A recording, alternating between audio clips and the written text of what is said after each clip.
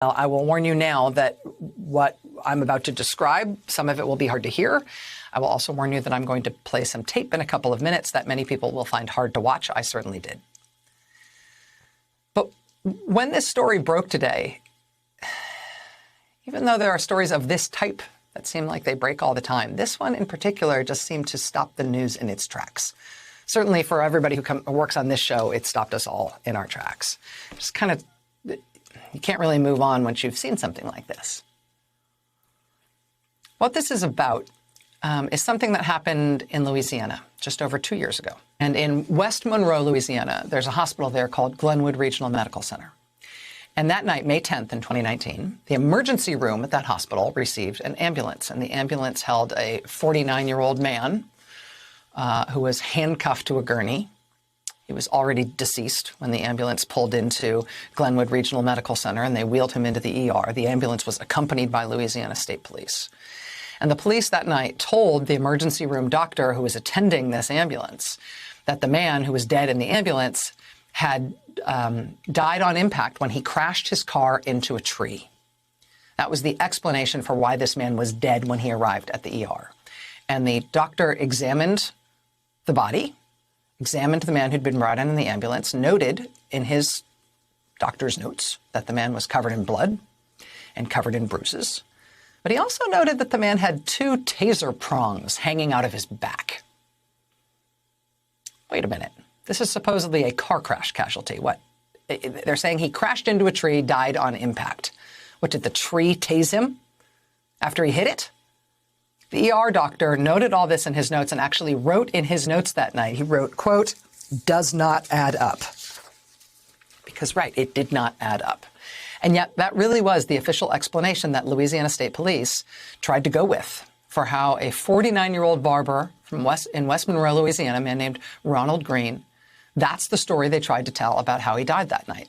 Louisiana State Police told Mr. Greene's family that he died when he crashed his car during a chase. They said, troopers said they tried to pull him over for some sort of unspecified traffic violation shortly after midnight, about 30 miles south of the Arkansas state line outside Monroe. They said he died on impact when he crashed into a tree.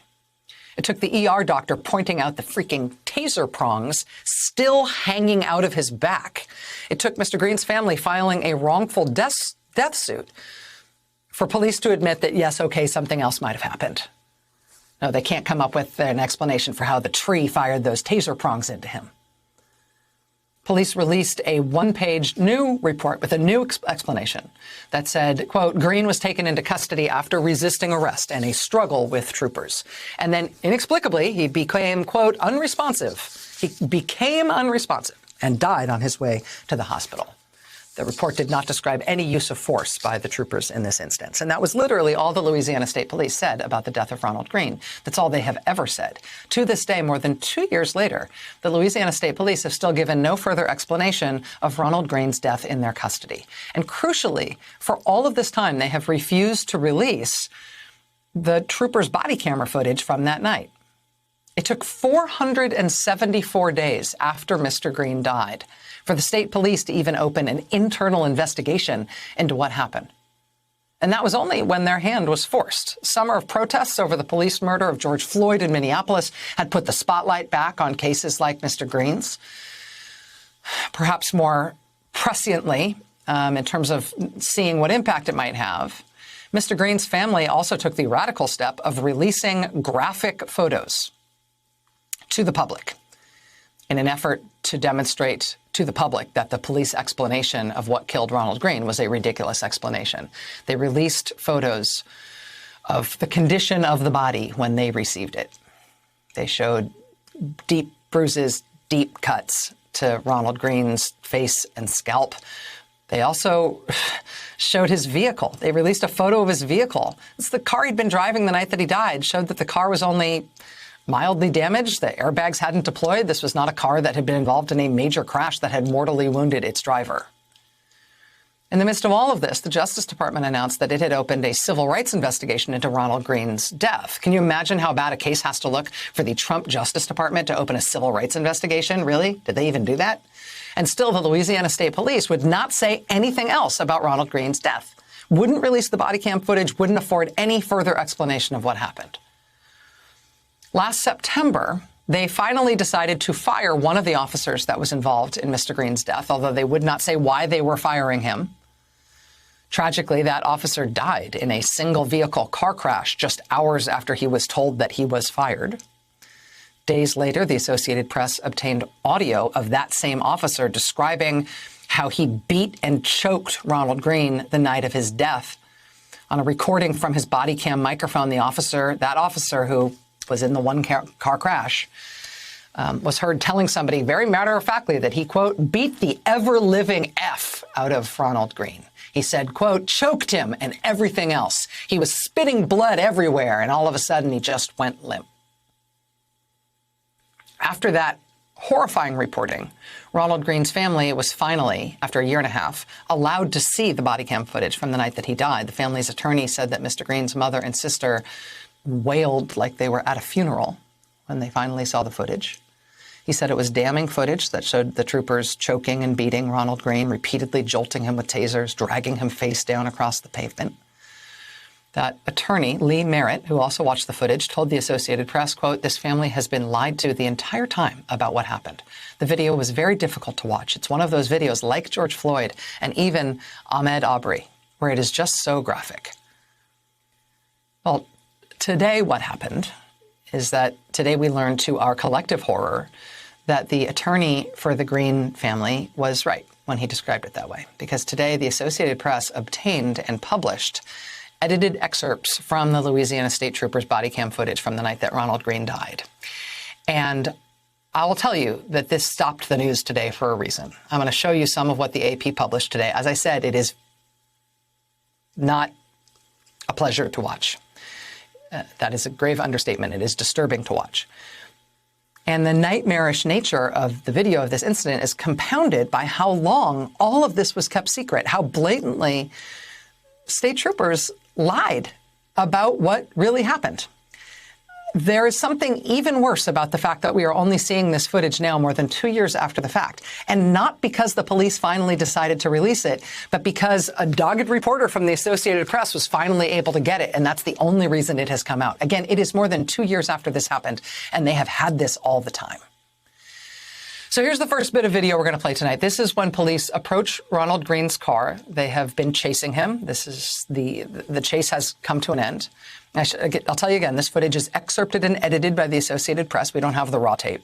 The full footage they obtained is 46 minutes long. They say there's long stretches where Mr. Greene is not on camera. The trooper whose body camera footage it is appears to cut the microphone off about halfway through. That makes it hard to discern what's going on in some moments. We don't have footage from other troopers at the scene. The AP itself is cautioning that it can be difficult to piece together what's happening at all times.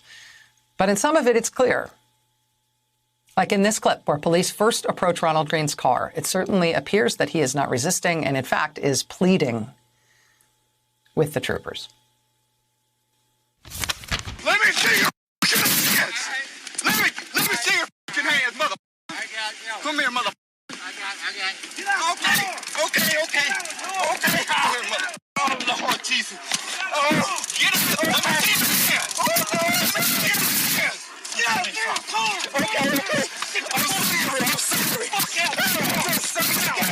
I'm scared. I'm your brother. I'm scared.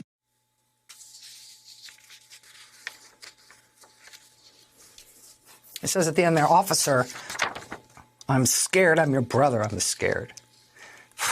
We also have another portion of the body cam video after the troopers get Mr. Greene out of the car. And you'll see Mr. Greene on the ground here, appearing pretty motionless, while an officer tases him again. The officer then handcuffs him. Mr. Greene is clearly bloodied at this point. The officers, part of the reason we can confirm that is that the officers are commenting about the amount of his blood that they've got on them and the fact that they are wiping it off themselves.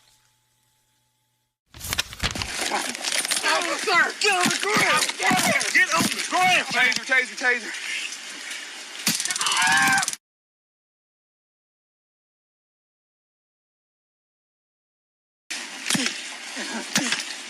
Make sure you get rolling. Oh! Get up here! You all right? All over. Oh, this guy ain't got AIDS. The AP tonight has posted one other portion of the video. This portion doesn't have sound. We believe what happened here is the trooper turned off the microphone on his body cam, but you can see here Ronald Greene handcuffed on the ground. The AP reports that later, after a several-minute stretch in which Ronald Greene is not seen on camera, he appears again limp, unresponsive, bleeding from his head, bleeding from his face. He's then loaded onto an ambulance gurney. His arm is cuffed to the bed rail.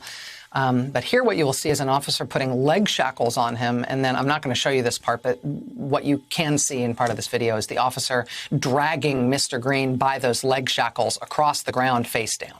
Again, his handcuffs are on him behind his back. His legs are shackled. He is face down and limp, and they are dragging him by the leg shackles face down across the ground. Now, the Louisiana State Police tonight would not comment on the content of these videos, except to say that the release of the video was not authorized. Yeah, tell us about it. They said the release of these videos, quote, undermines the investigative process.